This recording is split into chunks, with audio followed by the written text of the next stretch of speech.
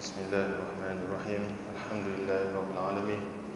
Wassalatu wassalamu ala asyrafil anbiya'i wal mursalin wa ala alihi wa sahbihi ajma'in. Allahumma shalli ala sayyidina Muhammad wa ala alihi wa sahbihi wa barik wa sallim. Subhanaka la ilma lana illa ma 'allamtana innaka antal alimul hakim.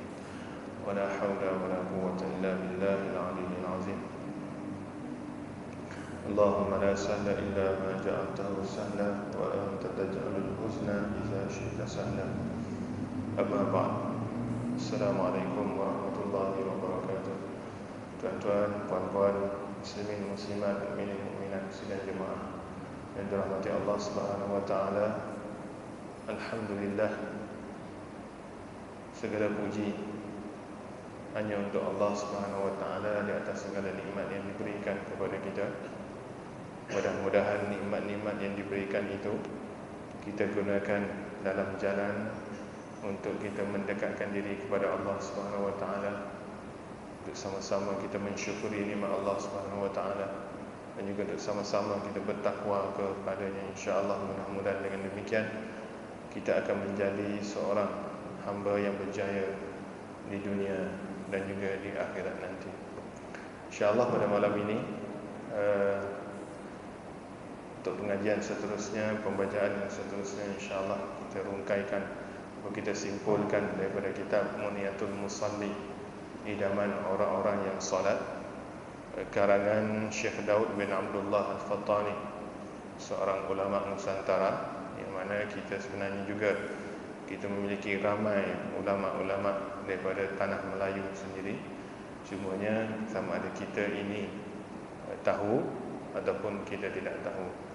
Mana sekiranya kita sentiasa membaca, memasuki majlis-majlis atau kumpulan-kumpulan ilmu dan sebagainya, kita akan mengetahui rupanya pada zaman dahulu begitu hebat alim ulama ataupun insan-insan daripada tanah Melayu ataupun tanah Semenanjung bahagian kita ini, Malaysia, Indonesia, Thailand, Filipina dan sebagainya, dalam bab ilmunya.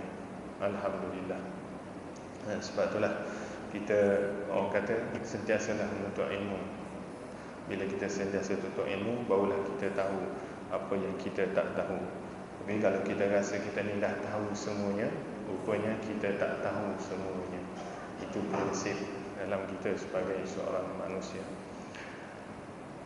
Yang mana pembacaan kita dalam kitab ini bermula pada tahun 2013, dan alhamdulillah bulan lepas kita dah habis kitab Muniyatul Musalli ini, yang mana mudah-mudahan bila sebut tentang musalli ataupun orang-orang yang solat ini, yang mana solat inilah yang paling penting sekali dalam kehidupan kita. Bagaimana dalam ayat yang saya bacakan tadi dalam solat maghrib tadi, innal insana khuliqa halu'a idza massahu syarru jazua wa idza massahu khairu manu'a illal musallin. Allah sebutkan memang ini fakta, bukan auta. Ini fakta bagi kita seorang hamba Allah, yang mana Allah Subhanahu wa taala jadikan manusia itu sentiasa berkeluh kesah. Innal insan khuliqa halu'a, dijadikan dalam bentuk keluh kesah. Yang mana dalam maksud apa keluh kesah ini? Iza massahu syarru jazua, apabila ditimpa musibah dia mengeluh, berintih dan sebagainya. Wa idza massahul khairu manu'a, apabila dia ditimpa ataupun diberikan nikmat, dia mula bakhil, mengatakan bahawa itulah nikmat-nikmat aku je, bukan untuk kongsi dengan orang lain. Yang mana Allah sebutkan pengecualiannya adalah illal musallin. Yang pertamanya adalah orang-orang yang solat, allazina hum ala salatihim daimun. Yang mana orang-orang yang solat ini ialah bukannya yang setakat solat bulan Ramadan sahaja.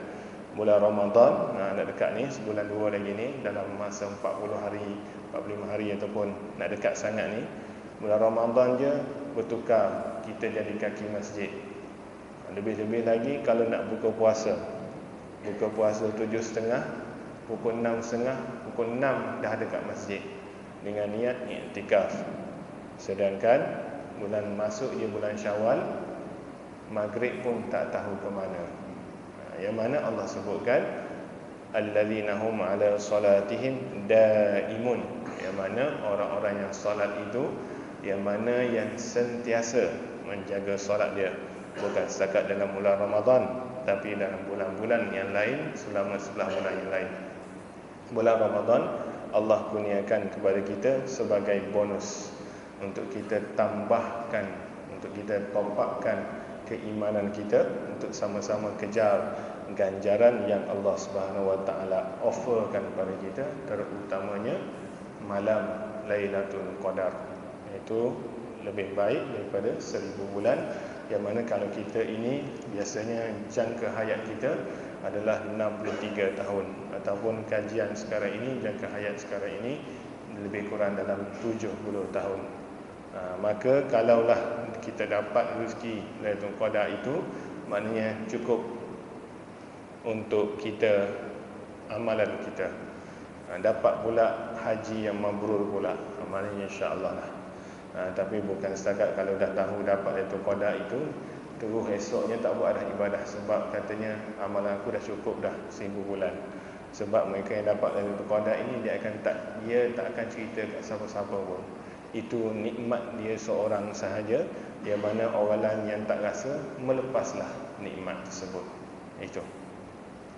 Dalam kitab ini, bagaimana kita melihat yang sebenarnya kitab ini adalah dalam kitab kuning, kitab Turas, yang mana ditulis dalam keadaan bahasa Jawi tradisional, yang mana kemudian ada yang mereka yang penerbitan tukar bahasa Jawi moden, kemudian ada lagi yang memudahkan tukar lagi kepada bahasa Rumi, tulisan Rumi.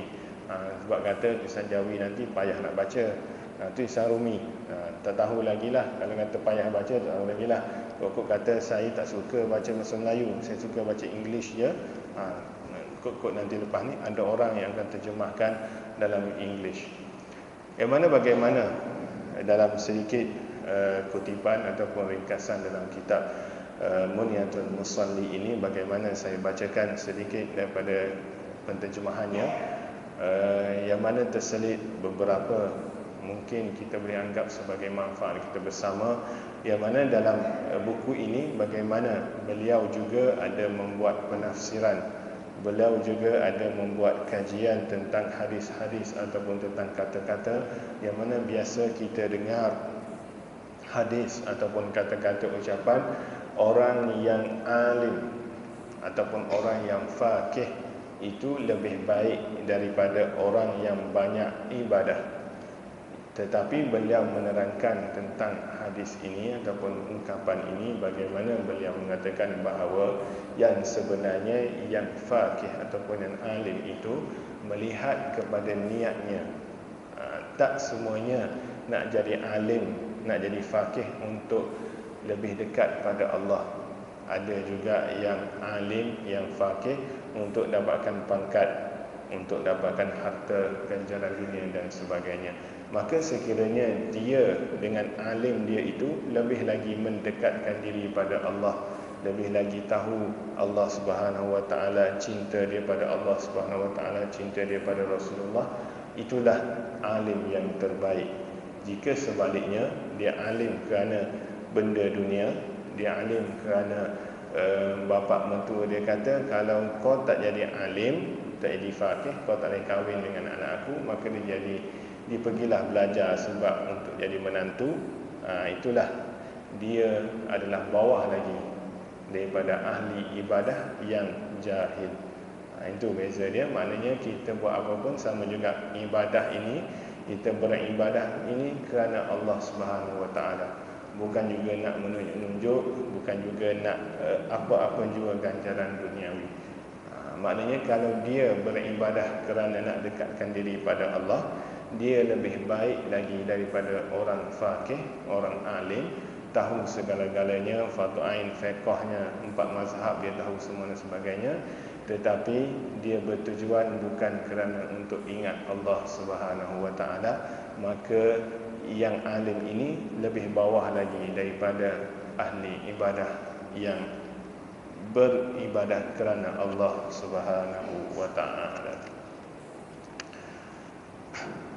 Dan kemudian, ini bukan kita sebut sahaja kutipan daripada apa yang kita baca sebelum ini, bagaimana Syekh Daud bin Abdullah Fattani menyebutkan kepada kita bagaimana kita boleh gambarkan solat itu, rukun dia, syarat dia, sunat dia, seperti mana kita gambarkan badan kita, anggota badan kita, yang mana syarat solat itu merupakan roh. Maknanya kalau kita ini jasad saja tak ada roh, maknanya kita pun dah tak bernyawa, tak bernilai pun. Itulah dia syarat sah solat. Kalau kita solat tapi kita tak kena dengan syaratnya, maka solat kita itu tak bernilai. Kemudian rukun solat ini adalah seperti kepala ataupun tangan, kaki dan sebagainya, yang mana kalau kita tinggal rukun tersebut dengan sengaja, ini bukan dalam bab tak sengaja, ini dalam bab sengaja, maka kita seperti kudung anggota badan, maknanya tak sempurna. Bahkan kalau tinggal rukun dengan sengaja, maknanya sudah pun tak sah solatnya. Kemudian sunat ab'ad. Sunat ab'ad ini adalah sunat yang tinggi, yang mana biasanya kita akan tampalkan dengan sujud sahwi, yang mana seperti anggota, yang mana kalau tak ada kepala, maknanya rohnya memang tak ada lah. Kalau tak ada tangan, kaki masih ada lagi. Tapi kalau tak ada kaki, tak ada tangan, dia boleh guna lagi, tapi dia tak sempurna. Kalau rukun tadi seperti anggota badan, itu kepala, maknanya tak ada kepala memang tak ada nyawa lah. Kalau syarat seperti roh, rukun seperti kepala, sunat ab'ad seperti anggota yang lain, sunat hai'ah adalah perhiasan, ada cincin, ada jam, ada baju dan sebagainya. Maknanya di sini kita boleh gambarkan bagaimana kita letak anggota kita, yang mana kalau kita solat ini tidak cukup syarat dia, maknanya solat kita tak ada roh. Tak ada roh maknanya tak bernilai. Sama juga kalau kita tinggal rukun dengan sengaja, maknanya solat kita itu tak ada kepala.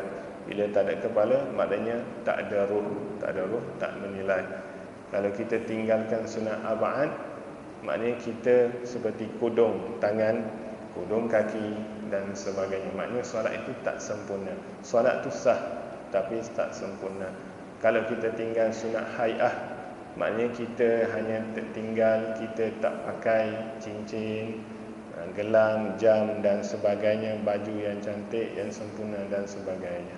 Itulah dia bagaimana kita lihat rupa solat yang kita kena letakkan dalam diri kita untuk kita dapatkan solat yang khusyuk. Hakikatnya zahir dan juga batin. Zahir kita sah dari segi syarat dan rukun, maknanya batin hati kita itu mendapat kekhusyukan kepada Allah Subhanahu wa taala. Yang mana apabila kita bersolat, dia ada 7 perkara, 7 sifat yang akan berlaku dalam solat kita, iaitu tazallulan, yang keduanya tasliman, yang ketiganya tabazzulan, yang keempatnya takhaddu'an, yang kelimanya takhasyu'an, yang keenamnya tarawwuban, yang ketujuhnya tamalluqan. Tazallulan iaitu dalam keadaan kita merendahkan diri. Solat itu kita merendahkan diri, maknanya bagaimana tinggi pangkat kita sekalipun, dengan solat mari kita merendahkan diri kita pada Tuhan sekalian alam. Kemudian kita tasliman, kita menyerahkan diri pada Allah, kita bergantung, iyyaka na'budu wa iyyaka nasta'in. Yang kemudiannya tabazzulan, yakni hina, memang kita ini adalah hina di sisi Allah Subhanahu wa taala. Yang paling baik di sisi Allah Subhanahu wa taala ialah yang paling bertakwa. Nak dapatkan takwa, kena dapatkan solat yang sempurna dan khusyuk. Kemudian sifat dalam solat lagi takhaddu'an. Takhaddu'an ini khudu' ataupun tunduk dan patuh pada Allah Subhanahu wa taala, dan kemudiannya takhasyu'an. Ini adalah khusyuk, hati kita fokus pada Allah Subhanahu wa taala. Kemudian taraghuban, yakni gemar dan suka, maksudnya bercita-cita nak solat lagi. Lepas bagi salam, Assalamualaikum warahmatullahi, Assalamualaikum warahmatullahi, kita ternanti-nanti untuk solat yang seterusnya. Sebab itu solat ini ada waktu. Kalau kita boleh buat 5 waktu tu sekaligus, makanya ada orang akan buat sekaligus, sama ada dia nak tu ataupun dia memang suka solat. Itulah hikmah bagaimana solat ini dia ada waktu-waktunya. Yang mana waktu-waktunya juga dalam buku ini juga dulu kita ada cerita bagaimana Nabi Adam, Nabi Musa, Nabi Ibrahim dan sebagainya. Dan kemudian yang terakhir sifat dalam solat ini ialah tamalluqan, iaitu rindu dendam.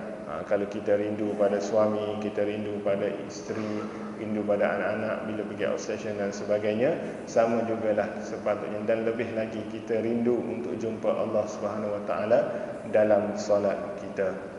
Itu sifat solat yang perlu ada dalam solat kita untuk dapatkan solat yang sempurna.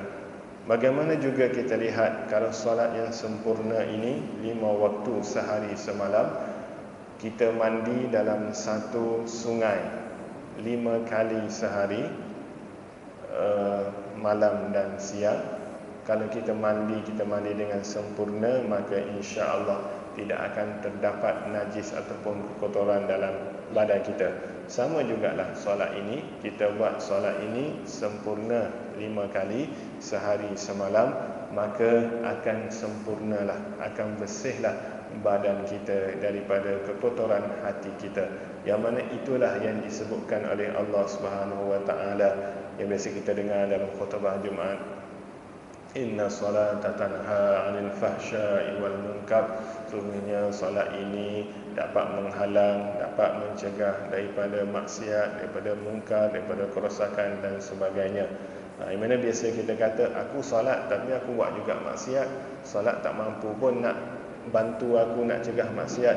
Sebenarnya kena tengok pada kualiti solat, bukan kita tengok pada kuantiti solat. Kalau bangun tahajud 20 rakaat, qiyamul lail 20 rakaat, kemudian ada taubat dan sebagainya, tapi solat itu tidak ada kualiti di sisi Allah, maka dia tak dapat apa-apa. Yang penting solat yang berkualiti. Kualiti yang paling tinggi sekali adalah untuk dapatkan khusyuk pada Allah Subhanahu wa taala, yang mana kita boleh ambil contoh bagaimana para sahabat bila kena panah, anak panah dalam dada, anak panah kat tangan, anak panah kat bahu dan sebagainya. Kalau kita sekarang ini pergi hospital, bius je, cucuk bius, patahkan panah, keluarkan peluru dan sebagainya. Tapi pada zaman sahabat, mereka akan sebut, tunggu aku solat. Bila solat, mereka dalam keadaan memang dalam dunia dia dengan Allah Subhanahu wa taala. Masa itulah dia tak rasa apa-apa pun. Dan begitulah kalau kita baca sirah Nabi dan hayatus sahabah, maka kita akan menjumpai perkara-perkara tersebut. Dan kemudiannya, bila kita tengok tadi syarat sah solat merupakan ruh dalam badan kita, yang mana syarat sah solat ini yang utamanya mestilah masuk waktu. Kalau kita solat zuhur tapi pukul 12, dia tak kira lagi solat zuhur yang betul. Mungkin kita solat zuhur untuk qada dan sebagainya, dia tak kira lagi untuk solat zuhur pada pukul 1.30 tersebut. Begitulah yang lain. Kemudian dia mesti menghadap kiblat. Menghadap kiblat dia mesti. Kalau dia kata tak tahu, dia ijtihad diri dia. Kita ada cara untuk bagaimana nak tahu kiblat, sama ada kita tengok matahari ataupun kita tanya orang. Dunia sekarang ini, tanyalah orang, insya-Allah kalau betul dia solat, insya-Allah dia tahu. Sebab itu ada orang menyebutkan, ada ulama menyebutkan, nak cari rumah, nak pindah rumah, cari rumah yang dekat dengan masjid, yang dekat dengan surau. Tapi ada orang cari rumah dekat dengan mall, dekat dengan shopping complex. dekat dengan pasar dan sebagainya. Itulah kita nak tengok bagaimana pilihan hati kita. Kemudian lepas hadap kiblat, tutup aurat. Tutup aurat ini juga rasanya saya dulu masa tutup aurat ini juga saya sebutkan, kita mestilah kalau lelaki terutamanya yang suka pakai baju kecil, kena perhatikan bila sujud, bila rokok, kalau ternampak yang belah belakang, solat anda sebenarnya telah pun batal. Sebabnya batasan aurat bermula dari pusat. Maknanya pusat itu keliling sampai ke belakang. Pusat kita kat mana? Suruh bermula belakang, itulah pusat kita, situlah aurat kita. Ada orang kata tak sengaja tapi pakai baju kecil pun sebab kata fashion dan sebagainya. Maknanya dia sengaja pakai baju kecil dan sebagainya. Yang nampak kena tegur. Itu amar makruf nahi mungkar. Kena tegur awal-awal. Nak tegur, kena tegur berhikmah lah. Jangan pergi segah dia, solat balik, tak sah. Kena elok-elok, cakap elok-elok. Tak ada baju lain lah ke? Baju kan banyak, tak ada baju lain, tak ada pakai tali pinggang ke dan sebagainya. Itu teknik kita masing-masing. Masing-masing gaya masing-masing. Ada orang menerima, dia minta maaf lah. Tu saya kata bila saya cakap macam tu, tak sah solat tu, kata minta maaf lah, tak sengaja. Saya pun kata tak perlu minta maaf dengan saya, bukan dengan saya pun, minta maaf dengan Allah je. Jangan dengan saya tak layak untuk berikan kemaafan. Kita mesti dengan teknik kita sendiri untuk tegur perkara tersebut. Dan kemudian lepas tutup aurat, kita mestilah tahu kaifiat solat, cara nak solat. Macam nak kahwin jugalah, kena tahu segala-galanya, tanggungjawab dan sebagainya, barulah boleh kahwin. Ni ayah tanya, kau nak kahwin ke tak? Nak tahu tak macam mana nak nafkah isteri dan sebagainya? Oh tak tahu tu tak apa, lepas kahwin boleh belajar. Itu tak apa. Tapi solat dia tak boleh. Dia kena tahu juga untuk solat. Yang mana disebutkan oleh Rasulullah sallallahu alaihi wasallam, "Allimu auladakum bis-shalah wa hum sab'ah." Ajarilah anak kamu dengan solat selama ataupun semasa mereka berusia 7 tahun, dan rotan mereka, pukul mereka dengan cara-cara tersendiri pada umur 10 tahun, dan pisahkan tempat tidur mereka. Itu maknanya tanggungjawab ibu bapa, bukan tanggungjawab guru ataupun ustaz ataupun imam dan sebagainya untuk ajar solat. Tapi tanggungjawab utamanya hanyalah kepada ibu bapa. Ibu bapa akan ditanya pada akhirat nanti depan Allah Subhanahu Wa Taala, apa yang telah kamu ajarkan kepada anak kamu. Anak boleh bagi hujah pada Allah, ya Allah, ayah aku, mak aku tak pernah ajar pun solat kepada aku. Mereka serah sepenuhnya sebulatnya kepada guru aku kat sekolah. Guru aku kat sekolah adalah ada anak sendiri. Kemudian semua serah kat dia, semuanya anak muridnya 100 orang. Macam mana dia nak fokus pada seorang-seorang? Tanggungjawab utamanya pada ibu bapa. Guru ataupun ustaz ataupun siapa-siapa yang lain pun yang buat kursus mak solat ke dan sebagainya hanyalah sebagai top up ataupun tambah nilai solat anak-anak kita sahaja. Kemudian lepas tahu solat, mestilah bersih zahir terutamanya. Bersih zahir, mesti tengok tempat sujud bersih, baju bersih. Baju ini pun, pakaian ini pun, dia yang pentingnya bersih, tak ada najis. Baju tu curi ke, itu hukum lain. Baju curi, baju jumpa tengah jalan dan sebagainya. Baju pakai jersey yang tak sewajarnya juga, itu bab lain. Tapi yang penting baju itu bersih. Sebut jersey ini, kita juga sebagai ibu bapa juga kena tengok anak-anak pakai jersey. Pakai jersey yang duduk iklankan arak ke, pakai jersey yang iklankan salib sebagainya. Banyak lagi jersey yang lain yang tak ada benda-benda tu. Kemudian mestilah bersih. Hadas besar, hadas kecil mestilah sudah pun diangkat dengan wuduk, mandi wajib dan sebagainya. Kemudian dalam solat tak boleh nak bercakap kecuali yang tak sengaja, yang tak difahami, iaitu 3 patah perkataan yang memang orang tak faham. Bukan maksud tak faham itu maknanya orang sebelah dia tak faham bahasa Melayu, dia cakap bahasa Melayu. Bukan. Maknanya yang kita sendiri pun tak faham, maknanya memang tak sengaja. Okey, kemudian dia tak buat perkara yang kurangkan rukun dengan sengaja. Maknanya dia rokok itu memang dia rokok sekali, kemudian tiba-tiba dia intidal, dia rokok kali kedua sebab dia lupa, dia tak ingat. Kalau dia tak ingat, tidak menjadi masalah. Kalau dia ingat, maknanya dia memang buat sengaja saja je, aku nak tambah rokok 2 kali tanda aku patuh pada Allah, maknanya solat dia terbatal. Dan kemudian yang lain-lain lagi yang perkara yang membatalkan puasa, iaitu seperti makan dan minum dalam solat, membatalkan solat. Dan kemudiannya kita selepas itu, lepas kita tahu roh solat, roh anggota badan kita melalui syarat solat, kemudian dalam keadaan rukun ada 13 rukun ini mestilah sempurna, iaitu bermula daripada niat takbiratul ihram, bukan angkat tangan itu, tapi menyebut Allahu Akbar, yang mana ada yang rukun qauli, rukun kena sebut dengan cakap, dengan mulut, ada rukun qalbi, iaitu rukun niat, ada rukun fi'li. Takbiratul ihram kena sebut Allahu Akbar, bukan dalam sekuatnya nak lawan imam dan sebagainya, tapi cukup dengan sekadar telinga kita mendengar, bukan setakat duduk diam-diam tiba-tiba dah angkat takbir. Kemudian selepas itu qiyam ini saya ada ditanya oleh beberapa orang saudara kita, qiyam ini bagaimana qiyam mereka yang solat duduk atas kerusi, yang mana merupakan perkara baru.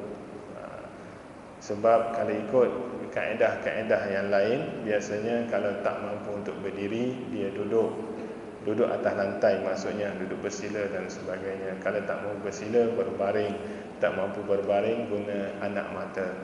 Tapi solat dalam keadaan atas kursi ini perkara baru yang mungkin kena perhalusi dan sebagainya. Tetapi kena tengok juga, kalau dia mampu, memang mampu untuk qiyam selepas rakaat pertama, rakaat kedua dia mampu untuk berdiri, memang tak ada masalah, dia kena berdiri. Tapi sebab kalau dia kata nak bangun itu pun sudah sakit pinggang, tarik urat dan sebagainya, maknanya duduklah. Tapi kalau dia mampu untuk berdiri, maknanya dia kena berdiri. Sebab qiyam ini bagi mereka yang berkuasa, bagi mereka yang mampu. Yang tak mampu, kita jangan paksa. Mampu tak mampu, itu dia sahajalah yang tahu, orang lain tak tahu. Untuk dapatkan solat yang sempurna, mestilah kita buat sebaik kualiti yang mungkin. Dan kemudiannya, bila solat atas kursi ini, ada orang tanya bagaimanakah soft dia, nak gunakan kaki sendiri ke, nak gunakan kerusi. Ikut kebiasaan, orang menggunakan kerusi itu sebagai kaki, tumit belakang, bukannya gunakan kaki dia. Sebab kalau guna kaki, maknanya kursi itu akan ke belakang, maknanya yang soft belakang akan hilang tumpuan dia sebab ada kursi kat depan. Itu antara beberapa teknik untuk kita mendamaikan antara soft belakang dengan soft depan. Dan kemudiannya macam mana nak rapatkan soft bagi mereka, itulah cara itu seperti biasa, rapatkan soft, rapatkan kaki dan sebagainya. Di mana kita juga tengok dalam kat dinding itu, kalau Rasulullah SAW itu, lidah penuhkan olehmu jarak yang kosong di antara kamu, maka sesungguhnya syaitan memasuki. Itu hari-hari kita boleh baca, kita tengok nasihat yang diberikan untuk kita sentiasa rapatkan soft. Yang mana dalam bab solat atas kursi ini, kalau kita sentiasa membaca dan kalau ada terbaca, yang sebenarnya tingkatan soft ini dia ada peringkat-peringkat dia. Yang pertamanya soft mereka yang mampu. Tak kira lah kanak-kanak yang memang solat, memang ayah dia kata anak saya ni solat, tak punya masalah, duduk soft pertama. Yang keduanya soft kanak-kanak. Yang ketiganya soft orang yang tak berkemampuan. Yang seterusnya saf wanita, begitulah juga diulang seperti itu. Tapi ada orang kata nak saf pertama tidak ada masalah. Kalau datang awal nak saf pertama tak ada masalah. Cumanya macam saya sebut sebelum ini, sama juga macam kalau kita bawa anak-anak kita ni memang solat sempurna, memang tak akan ganggu orang. Caranya adalah kita duduk tepi. Pergilah duduk tepi sekali, saf pertama tapi duduk tepi sekali. Tidak ada masalah. Dia pun tak akan ada orang datang tepuk anak dia, dek belakang dek, kadang-kadang saf belakang. Sebab anak tu nak solat. Bila dia saf belakang, jauh daripada mak ayah dia, dia lain lah jadinya. Sama jugalah yang lain. Ini sebagai orang kata apa, saya juga sedar ada, kita pun semua kita ada kelemahan dan sebagainya. Cuma kita untuk ingatan bersama, tak salah untuk kita sama-sama ingat antara satu sama lain. Mudah-mudahan ia menjadi manfaat untuk kita bersama. Kalau kat Mesir, dia ada sediakan kerusi kat belakang. Dia masih sediakan kursi panjang. Kalau kita pergi kantin, dia kursi panjang tu. Maknanya orang-orang yang uzur, yang walaupun uzur pun dia nak datang masjid juga. Itulah kita tabik sebenarnya. Kita hormat, kita respect kat mereka ini, walaupun uzur macam mana sekalipun, tetap nak datang berjemaah kat masjid. Kalau orang sihat walafiat, berjogging dan sebagainya, tapi tak datang ke masjid, kita maknanya sepatutnya mereka ini kita malu, kita letakkan respect yang tinggi untuk mereka ini. Sebab walaupun dalam keadaan begitu sekalipun, mereka pun nak datang juga ke masjid. Okey, kemudian seterusnya rukun-rukun yang lain yang kita faham, yang kita tahu, yang kita sentiasa belajar, mendengar dan sebagainya. Yang mana rukun-rukun dan solat ini dia mestilah ada tamakninah. Tamakninah bermaksud dalam keadaan mungkin kita kata dalam 2-3 saat ataupun 5 saat, ataupun kita boleh berzikir subhanarabbiyal a'la wa bihamdihi, ataupun subhanarabbiyal azim wa bihamdihi dan sebagainya. Maknanya setiap solat ataupun rukun kita itu kita penuhi dengan zikir, bukannya sami Allahu liman hamidah, Allahu akbar terus. Yang kita rehat dulu, sebab solat ini adalah kerehatan untuk kita rapat dengan Allah Subhanahu wa taala. Tak boleh nak terburu-buru dalam solat. Sebab tu jadi makruh kalau solat dalam keadaan kita menahan nak pergi toilet, nak pergi tandas, kita solat juga kita tahan. Maknanya kita akan masa tu kita akan hilang fokus. Kita akan sebut kalau berjemaah pula, lambatnya imam baca surah Baqarah lah pula dan sebagainya. Kita pula memang nak ke tandas. So kita hilang kekhusyukan kita dalam solat, hilang kualiti solat kita itu. Itulah kenapa disebutkan makruh untuk kita solat dalam keadaan kita menahan nak pergi ke tandas. Okey, kemudian juga kalau ada makanan kat depan, maknanya makan dulu. Tapi dia berbeza kalau kita puasa, tengok-tengok ada makanan kat depan, bagaimana kita lihat Rasulullah sallallahu alaihi wasallam cukup dengan berbuka dengan buah tamar dan juga air. Kemudian dia solat maghrib. Sebabnya biasanya bila dah makan dia jadi lain.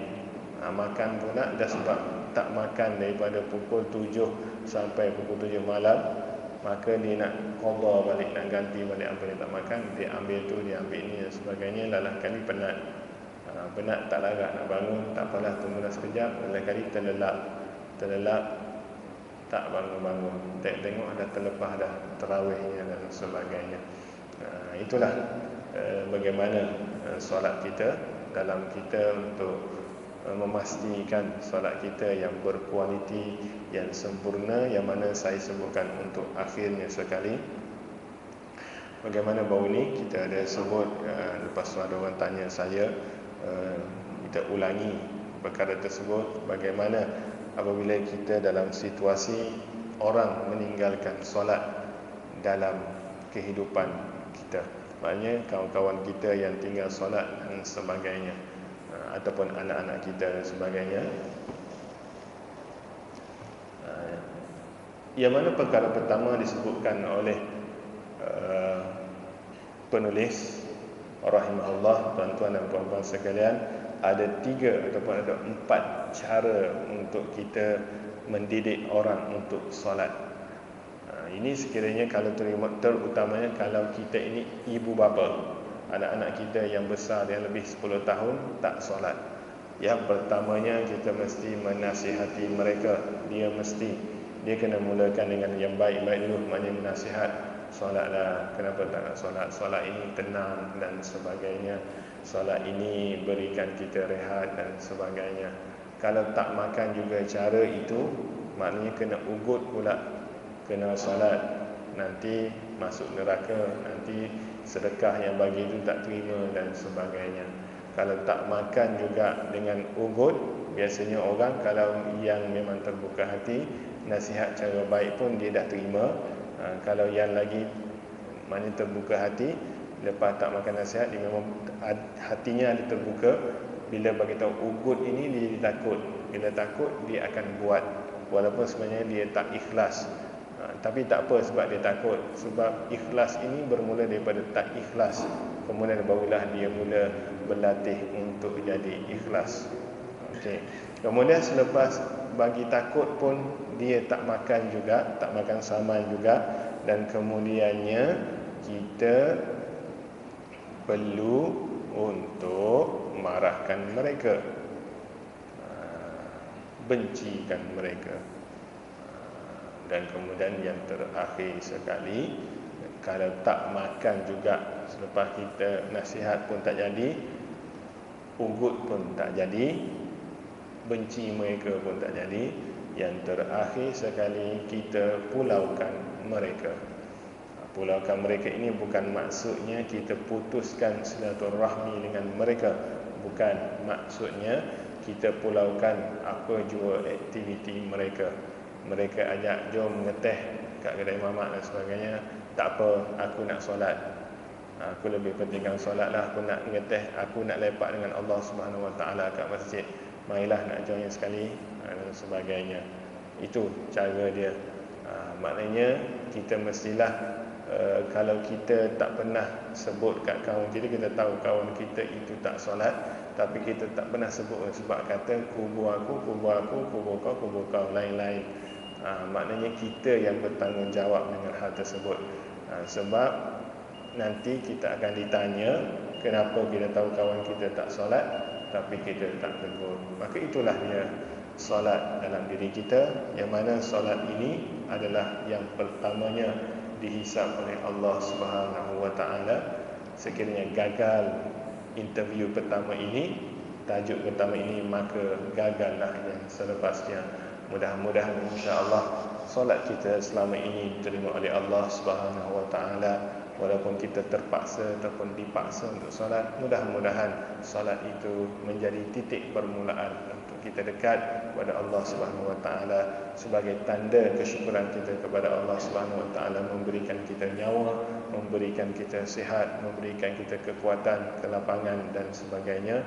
Mudah-mudahan dengan solat itu kita akan menjadi seorang hamba yang bertakwa, yang jauh daripada melakukan maksiat, jauh daripada melakukan dosa kepada Allah Subhanahu Wa Taala, dan juga melakukan dosa kepada manusia, sesama manusia itu sendiri, insya-Allah.